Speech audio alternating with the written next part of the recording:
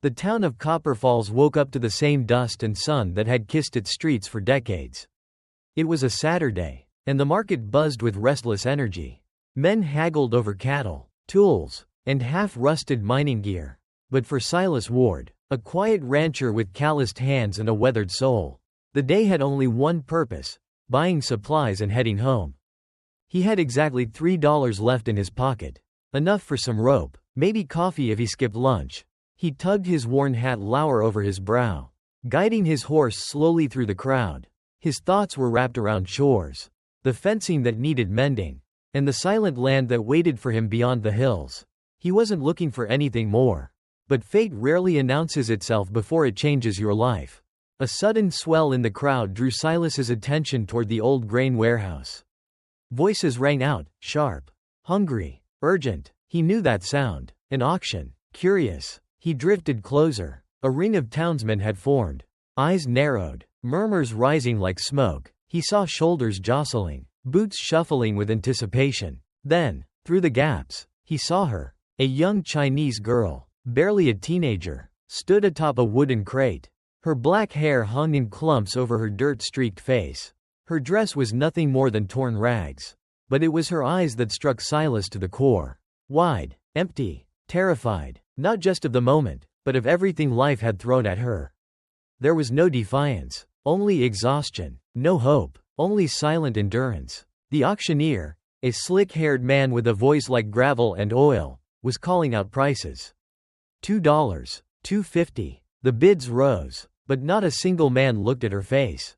They weren't buying a person. They were buying a possession. And then, a voice rang out, cold and final, $3. Silas felt the words before he heard them. But something twisted inside him. A knot of anger, of injustice, of something unspoken. Before his brain caught up, his voice cut through the air. $3.50. Silence. Heads turned, eyes locked on him. 100 expressions flashed across 100 faces: confusion, surprise, derision. Silas blinked. Had he really said that? He had no more than $3 in his pocket. The auctioneer hesitated, confused. Silas never bid on anything, let alone human beings. But greed won out. Sold. The gavel cracked like thunder. Reality hit Silas hard. He was trapped by his own conscience. Then, from beside him, a hand pressed 2 quarters into his palm. "You short, Silas?" whispered a familiar voice. Marshall Tucker. Friend since childhood. Now the town's lawman. Pay the man. Silas nodded, jaw clenched. He handed over the money. The auctioneer, barely concealing his disdain, shoved a folded paper into Silas's chest. "Got papers if you want 'em," he muttered, as if handing over a receipt for a broken plow. Silas didn't look at the bill of sale. He looked at the girl. She flinched when he stepped forward. Bruises marked her thin arms. Her small hands trembled as if the wind might carry her away. Silas knelt down slightly, keeping distance. His voice dropped soft and low. "My name's Silas," he said. "I ain't gonna hurt you." She said nothing at first, just stared. Then, in the softest whisper, "Min." Her name. Not a thing, not a purchase, a person. Silas felt something shift inside. A name gives something power. A name is where identity begins. He straightened and gently asked, "Are you hungry?" She nodded once, quick, as if she feared the offer would vanish.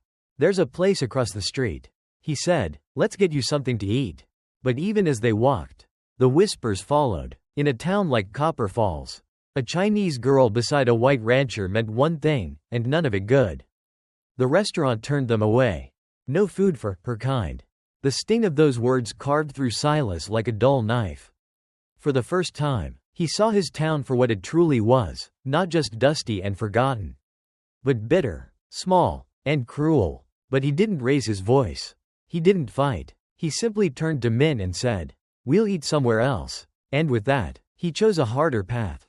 A path of resistance, not with fists, but with humanity, with decency. That was the moment the story changed, not just for Min, but for Silas too. He hadn't planned to become a protector, a symbol, or a rebel. But sometimes doing what's right starts with a whisper, not a shout. And sometimes, the smallest act of defiance, a few crumpled dollars, a trembling voice, an open hand, can spark something greater than you ever imagined. blank, underscore, blank. Min had barely spoken since the auction. Her small frame moved beside Silas like a shadow, silent, tentative, uncertain. She didn't ask where they were going. She didn't ask why he'd bought her. She didn't even ask if she was safe. Because in her world, those answers were always the same: nowhere good. For terrible reasons. And never. But Silas Ward wasn't like the men she'd met before. He didn't drag her. He didn't bark orders. He didn't touch her without asking. Instead, he walked just a step ahead, checking over his shoulder every few seconds as if to say, "You still okay?" With a glance, he gestured toward the restaurant, a modest place across the street. "We'll get you some food," he said. A real meal. Min's stomach tightened. She hadn't eaten since yesterday, or was it the day before? Time blurred when fear became your only routine. Still, something about Silas's voice sounded different. Calm, steady, not just words, but a promise. As they approached the door, the restaurant owner stepped outside. It didn't take long for that promise to crack. "We don't serve her kind in here." The man spat, arms crossed like he was guarding a bank vault.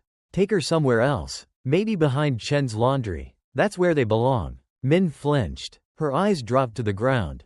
Shame and fear tangled inside her like old ropes. She waited for Silas to walk away. But he didn't. Instead, he stepped forward, placing himself between Min and the man. "Her money's as good as anyone's," he said quietly. "And since I'm paying, I reckon that makes it my money." The air turned heavy. The owner, Garrett, didn't budge. "Doesn't matter whose money it is. I don't serve Chinamen. Bad for business." Min shrank. She felt like she was shrinking more every minute in this town. But then, something incredible happened. Silas didn't raise his voice. He didn't threaten. He simply looked the man in the eye and said, "Then we'll eat somewhere else." Not just she, we. He turned, calmly, like it was the most natural thing in the world to walk away from bigotry. Min followed, stunned. But Garrett wasn't done. "You might want to be careful, Ward," he said, voice louder now, sharp like glass. "People are already talking about what you bought at that auction. Wondering what your plans are. Don't want folks getting the wrong idea." The threat wasn't subtle. Reputation in a town like Copper Falls was everything. A whisper could ruin a man. And standing beside a Chinese girl was more than enough to ignite the worst of rumors. Silas froze, but only for a second. Then, from the side, a new voice broke the tension. "Problem here, gentlemen?" It was Marshall Tucker. His hand rested casually on his belt, near his sidearm, but it wasn't the gun that kept Garrett quiet, it was the authority in his voice. And the history in his eyes. "No problem, Marshall," Garrett muttered, "just explaining house rules." "Funny kind of rules," Tucker said. "I know a place that serves food to anyone with coin, Mrs. Henderson's. Best stew in the county." It wasn't a suggestion. Silas nodded and gestured to Min. As they walked away, she glanced back. Garrett stood stiffly, eyes narrowed, but didn't follow. The walk to the boarding house felt longer than it should have. Every step seemed to carry weight. People stared. Whispers floated on the dry summer wind. Children were pulled aside. Doors closed. Min walked close to Silas, but never touched him. She didn't need protection. She needed proof that someone, anyone, wouldn't see her as something to protect against. Mrs. Henderson opened the door. She was older, small, with silver hair tied back and flour on her apron.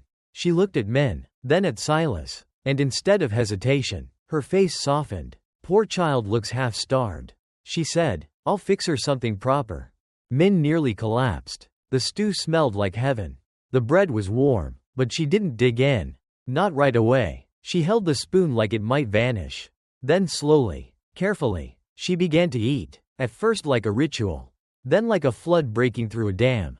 Silas watched quietly, coffee cup in hand, his heart twisting. He didn't say much. He didn't need to. The truth was in her shaking hands, in the careful way she swallowed every bite.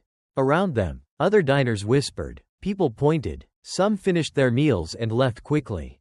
The room cooled. Even Mrs. Henderson seemed more nervous. But Min didn't stop eating. And neither did Silas move from his chair. Then, softly, her voice rose across the table. "Why you help me?" Silas looked at her. She wasn't just curious. She was afraid. Afraid the answer might be cruel. Afraid she might owe something in return.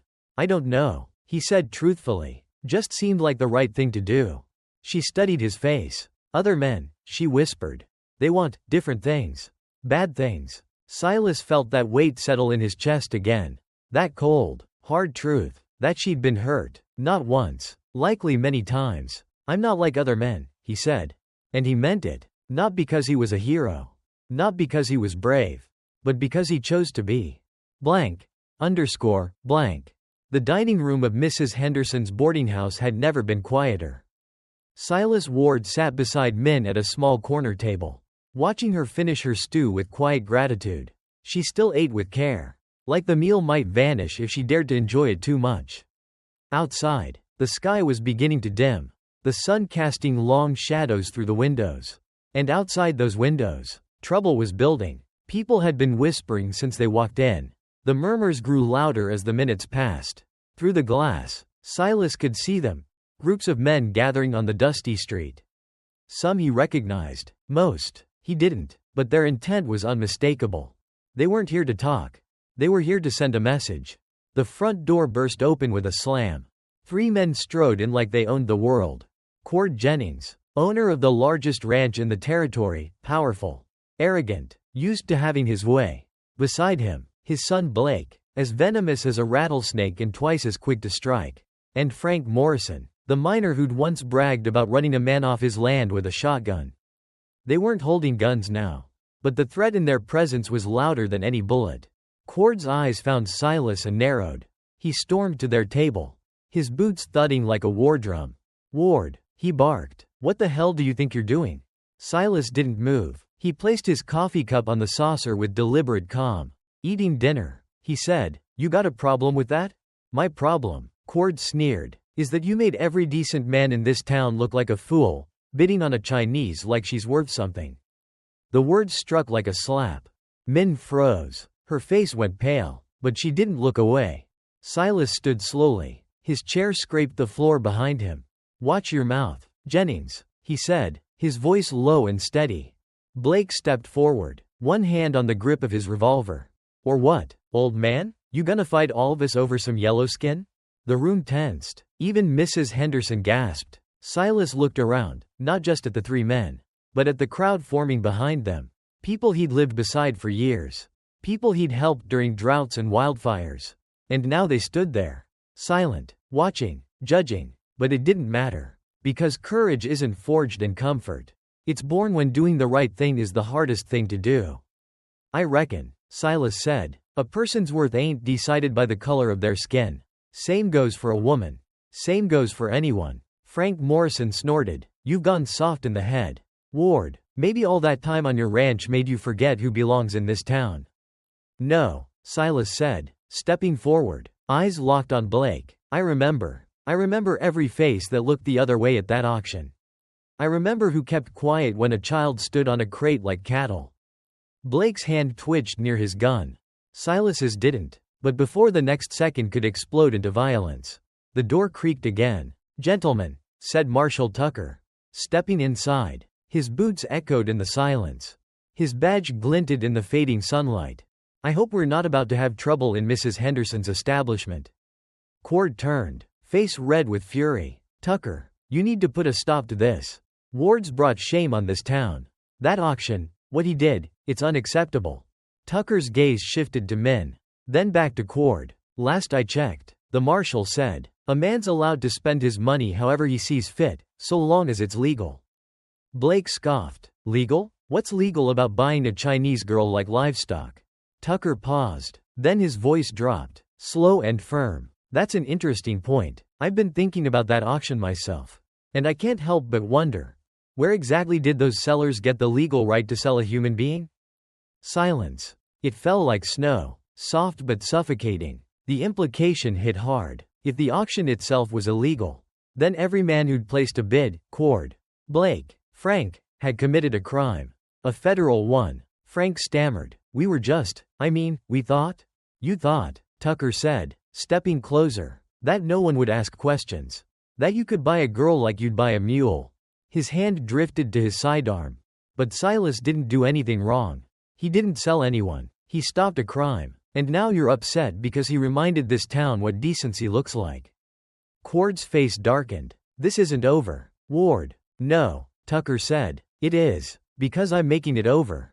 You bother this man or that girl again. You'll deal with me. One by one, the men backed down. Even Blake, his fists clenched with frustration, had no choice but to follow his father out.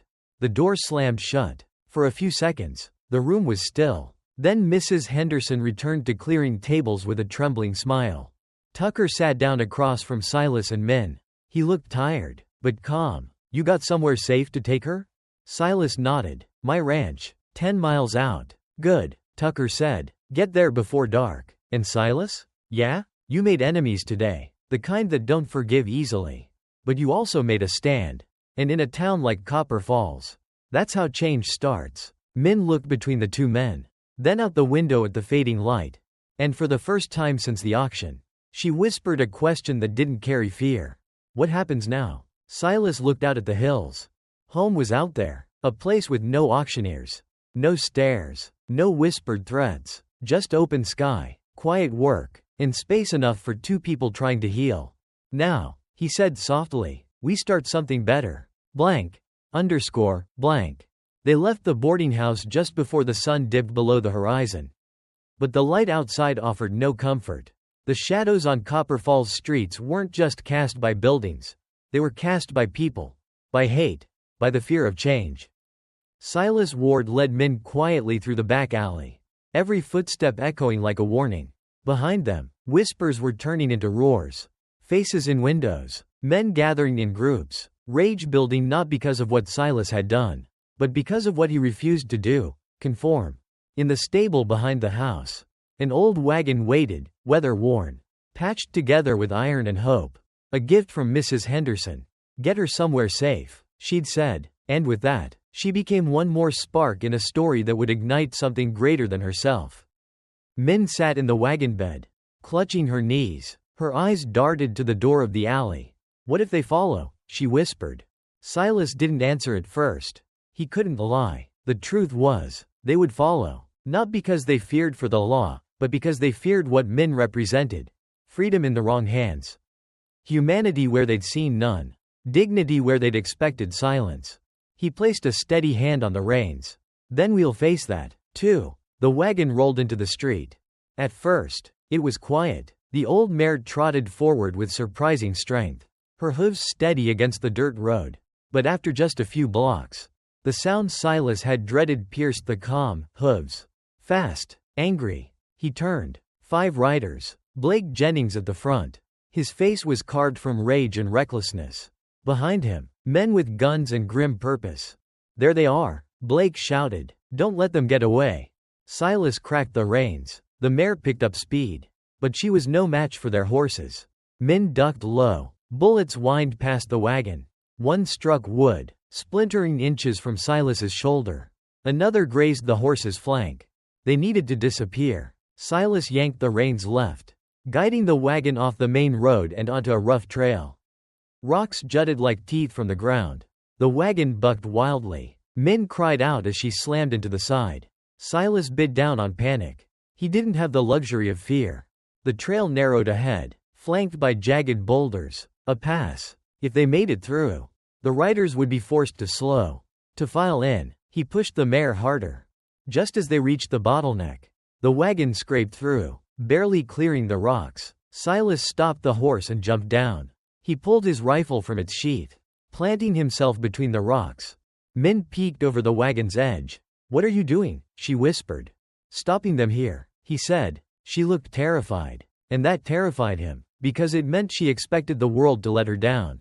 Again. You're free now, Silas said. Then he reached into his coat and pulled out the bill of sale. That foul document that declared her property. He tore it in half. Then again. The pieces scattered into the desert wind like ash from an old fire. Min stared, mouth open. What you do? Setting you free, Silas said. Really free. But if they catch us? They won't. The first rider appeared, Blake. Rifle raised. His voice cracked through the canyon. You can't run forever. Ward, send out the girl, and we'll let you ride away. Silas didn't hesitate. Go to hell. Blake fired. The bullet chipped stone near Silas's head. Silas fired back. His shot struck the ground near Blake's horse, which reared and bucked him off. The other riders hesitated. They hadn't expected a fight. But they were regrouping, moving to flank. Then, just as the trap was about to snap shut, another sound. Hoofbeats. From behind the riders, Silas squinted through the light and saw him, Marshal Tucker, riding fast. 3 deputies close behind, guns drawn, faces carved from steel. That's far enough. Boys. Tucker's voice rang out across the rocks like a sermon. Blake's men froze. Marshal. Blake tried. We're just stopping a crime. Ward stole that girl. Funny thing. Tucker called back. Turns out that auction wasn't legal. Those folks had no right to sell her. Which makes you, Blake, and everyone who bid, criminals. Blake's face drained of color. Around him, men exchanged uneasy glances. This wasn't a town scuffle anymore. This was federal. I suggest you all ride back to town before I start asking how deep this hole goes. One by one, they turned away, ashamed, afraid. Blake lingered, spat on the ground. This isn't over. Ward. Yes, said Tucker, dismounting. It is. Silas stood with rifle in hand, breathing hard. Min climbed down from the wagon. She was trembling, but her chin was raised. You all right? Tucker asked gently. Silas nodded. Thanks to you, he said. Tucker gave a small smile. Nah, I just gave him something to think about. You're the one who made a stand. He turned to Min. Miss, you're free now. Truly, no one owns you, and anyone who tries, deals with me. Min didn't respond right away. Then, softly, she smiled. A real smile. Fragile, but unbroken. And that was the moment everything changed. Blank. Blank. The trail ahead was a blur of dust and desperation. Silas Ward gripped the reins, his knuckles white as the old mare strained against the weight of the wagon. Min huddled low in the back, her small form nearly swallowed by the wooden boards.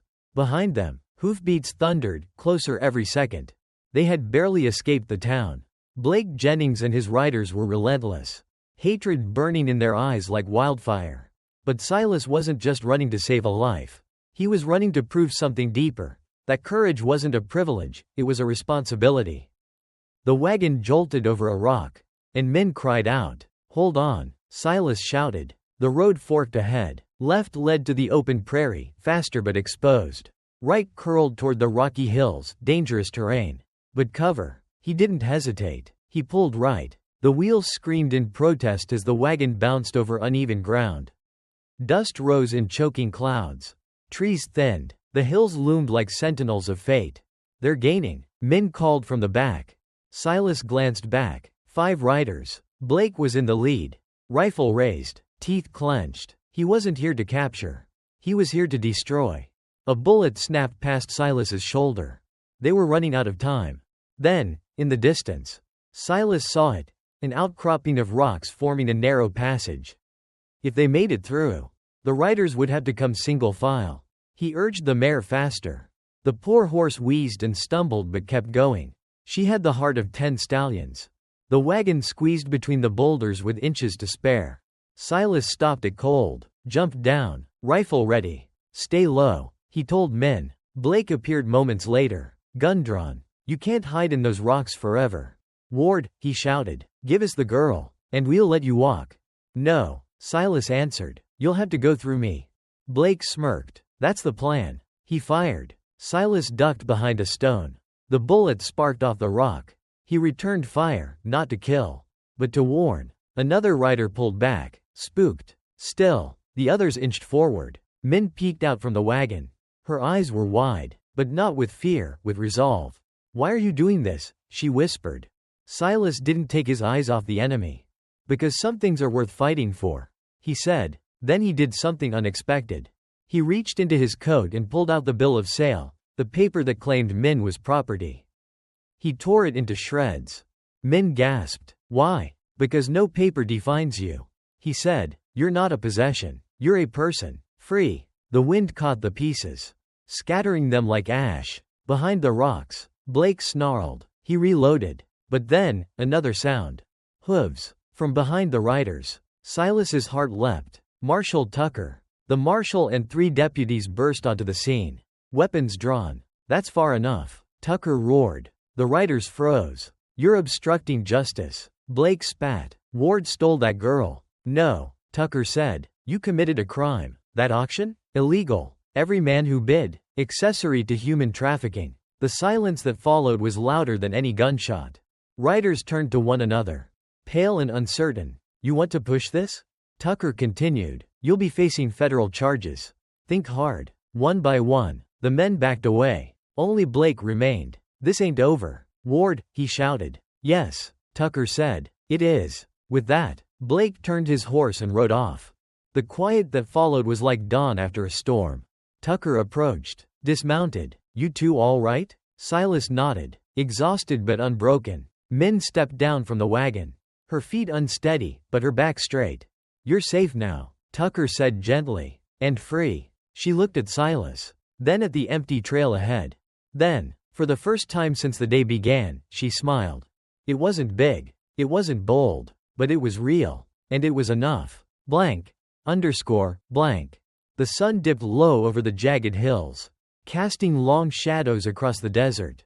In the narrow mountain pass where Silas Ward had stopped his wagon, time seemed to pause. Behind him, the trail was scorched with hoofprints and bullet scars, evidence of a pursuit that nearly ended in tragedy. Ahead, the rocky trail offered no escape, only silence and uncertainty. Min crouched in the wagon bed, her dark eyes locked on Silas. What now? She whispered. He didn't answer immediately. His hands trembled from the adrenaline still burning in his blood. But his heart had already decided. The time for running was over. He reached into his coat and pulled out the crumpled piece of paper, the bill of sale from the auction. She saw it and shrank slightly. That slip of paper had claimed to own her, to define her. It was a chain made of ink and arrogance. But Silas didn't hold it as proof of ownership. He held it as a symbol of defiance. With a quiet breath, he tore it, once, twice, then again, until the paper lay in pieces in his hand. What you do? Min asked, her voice barely audible. Silas let the wind take the fragments.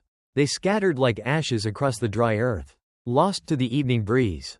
Setting you free, he said simply. She stared at him. Really free? No papers, no ownership. You're not mine, you're yours. For a moment, nothing moved. Then her breath hitched, not in fear, but in disbelief.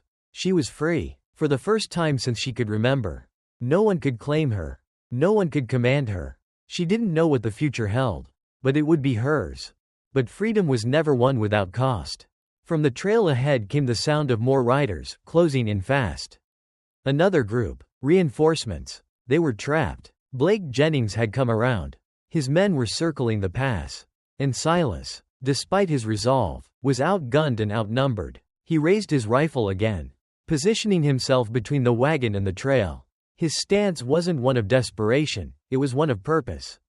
Min watched him, tears in her eyes, not from fear this time, but awe. No one ever stood for me before, she whispered. You're worth standing for, Silas replied, before the next wave could strike. Another voice rose from the canyon edge. That's far enough. Boys. Silas turned. Marshal Tucker, mounted and unyielding, rode into the pass with 3 deputies. Guns drawn, eyes like flint. The riders skidded to a stop. Tucker's voice boomed. This ends now. Blake shouted back. He stole that girl. He had no right. No, you didn't. Tucker thundered. That auction was illegal. Those men had no claim to sell a human being. And that makes every man who participated, you included, a criminal. Silence fell like a hammer. Suddenly, the righteous fury in Blake's eyes turned to dread. Around him, his men shifted uncomfortably. The weight of federal law had a way of sobering even the boldest fool. Tucker spurred his horse closer. I suggest you ride back to town and forget this ever happened. Or I'll start asking questions no one wants to answer. One by one, Blake's posse backed away. And then Blake, defiant to the last, spat toward the dust. This isn't over. Yes, it is, Tucker replied, because I'm making it over. Blake turned and rode off, his shadow swallowed by the fading light. The sound of retreating hooves faded into the hush of twilight. Silas lowered his rifle. He turned to Min. She stood in the wagon, the last rays of sun painting her face with gold. Tucker dismounted and approached. You two all right? Silas nodded, breath steady now. Tucker looked at Min. Miss, you're free. No one owns you. No one can. Min looked at him, then at Silas. And finally, for the first time, she smiled, not from politeness or to hide fear, but because something inside her had begun to heal. Thank you, she whispered. Silas offered his hand to help her down. We go home now? She asked. He looked toward the horizon, where his ranch lay nestled among rolling hills. Yes, he said, with a quiet fire in his voice. We go home. Blank. Blank. In the fading light of the canyon, the desert held its breath. Silas Ward stood alone between a shattered wagon and a girl who had never known freedom. Dust clung to his boots. Blood pounded in his ears. His rifle was ready, but his strength was not in the weapon. It was in the choice he had made. To stand, to protect, to be the line that cruelty could not cross. Behind him, Min gripped the wooden slats of the wagon. Her eyes wide but no longer filled with just fear. There was something new. Something that shimmered like morning light breaking through clouds. Trust. Ahead, the riders gathered again. Blake Jennings, red-faced and snarling, rallied his men for another charge. His fury had boiled into madness. But even he could sense the shift in the air. Something was coming. Then, through the canyon's mouth, the sound of hooves rose again, steady, strong, unwavering. It was Marshal Tucker. 3 deputies rode behind him, their guns holstered but hands close. Tucker's voice broke through the tension like thunder. That's far enough. Boys. Blake's riders hesitated. Their leader didn't. You're late, Marshal. Blake spat. We're just finishing what your friend started. Tucker didn't blink. Funny thing about that auction, he said, his voice calm but sharp. Turns out it wasn't legal. Silas glanced at Tucker, then at Min. Her hand tightened on the side of the wagon. Tucker dismounted. The men who claimed to own her had no papers, no authority, which means they sold something they didn't have the right to. Which means everyone who bid, including you, Blake, committed a crime. The words fell like iron. Federal crime. Human trafficking. The riders looked at each other. Murmurs. Uneasy shifting in saddles. None of them had signed up for this. You're bluffing, Blake barked. Am I? Tucker asked, stepping closer. Want to ride into the next town and ask the circuit judge yourself? I've got witnesses. Names. You want to explain to a federal marshal why you were trying to shoot a man and kidnap a girl who was already free? Blake's snarl faltered. Now, Tucker said, his hand resting near his sidearm. I suggest you ride back to Copper Falls. And forget this ever happened. One by one, the riders turned. Fear was louder than loyalty. Soon only Blake remained, his face twisted with frustration. This ain't over, Ward, he hissed. Yes, it is, Tucker replied, stepping between Blake and Silas. Because I'm making it over. You so much as look at them again, and you'll answer to me. Blake stared at them, at Tucker, at Silas, at Min. Then he wheeled his horse around and disappeared into the shadows. Silence returned, but it wasn't empty. It was full of relief, of courage, of something rising like dawn in the hearts of those left behind. Tucker turned to Silas. You two all right? Silas nodded, lowering his rifle. Thanks to you. Tucker gave a half smile. Don't thank me. Thank yourself. You chose to stand up. You made this town look in the mirror. He turned to Min. Her hands still trembled, but she looked him in the eye. You're safe now, he said gently. You're free. Min didn't speak. She stepped down from the wagon, stood on her own feet, and for the first time in her life, stood tall. Tucker looked to Silas. You got somewhere to take her? My ranch, Silas said. 10 miles west. Good, Tucker replied. Get her there before dark. Word will spread fast, but so will what happened here. And don't worry, any man comes looking for trouble. He'll find me first. He mounted his horse again, nodded once, and rode off with his deputies. The wind whispered through the rocks. Silas turned to Min. She looked up at him. Her voice, when it came, was a quiet thread of wonder. What happens now? He followed her gaze toward the horizon. His ranch sat waiting, open fields, stables, quiet hills, but more than that, it was a place with no locks, no chains, just the promise of a beginning. Now, Silas said softly, we go home. And as they climbed into the wagon together, it wasn't a retreat. It was a journey forward. Blank. 6 months later, the soil of Copper Falls had not changed. But something in the air had. The wind still kicked up dust, and the sun still burned over the plains, but there was a new rhythm out on the edge of town. A steadier pace, a different kind of growth. On a once lonely ranch west of the canyon, rows of green stretched across the earth like brushstrokes on a blank canvas. Where there had once been only dry grass and silence, a vibrant vegetable garden now thrived. Cabbage, carrots, beans, tomatoes, lush, alive, and utterly out of place in a place like this. But that was the point. Min knelt between the rows with her sleeves rolled up and her hands deep in the dirt. Her straw hat shaded her face, but nothing could hide the determination in her eyes. She worked with quiet purpose, planting, weeding, harvesting, transforming every inch of soil into something nourishing. And in the distance, Silas Ward stood by the porch, watching her with a mixture of pride and awe. She had come to him as a shadow, trembling and silent. Now, she stood in the sunlight, strong and rooted. Every week, she brought baskets of produce into town. The same shops that once turned her away now opened their doors. The same people who whispered behind her back now greeted her with cautious respect. And slowly, steadily, Min was becoming something no one ever expected her to be, a presence. The garden became more than a garden. It became a declaration. It said, "I belong." It said, "I have value." It said, "I survived, and I'm growing." Inside the ranch house, a framed deed hung on the wall. Half the land now belonged to Min. Silas had signed it over without ceremony. Just a quiet nod one evening as the sun dipped below the hills. "You've earned it," he'd said, "more than I ever did." At first, she didn't know what to say. But she didn't need words. She planted more seeds the next morning. And every sprout that rose from the soil was a silent testament to her gratitude and to her power. They never talked much about the day in Copper Falls. About the auction, the escape, the gunfire in the hills. Some stories didn't need retelling. They lived on in looks exchanged across the table, in the shared silence of evening porch sits, in the rhythm of rebuilding. But every so often, on warm summer nights, they would sit side by side on the old wooden porch, sipping coffee or tea, and the memory would rise like mist between them. "You ever wonder what would have happened if you hadn't spoken up?" she asked once. Silas stared at the horizon. "Every day," he said. She turned to him. "And you still think it was the right thing?"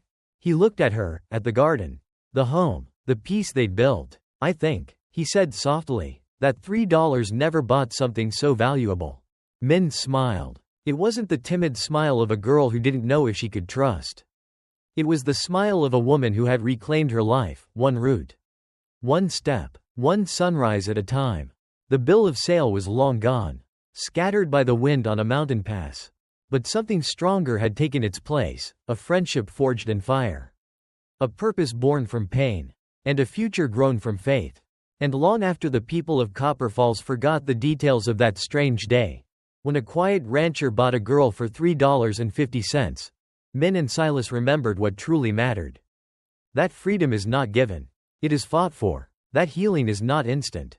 It is earned, slowly, patiently. And that even in the harshest places, something beautiful can grow.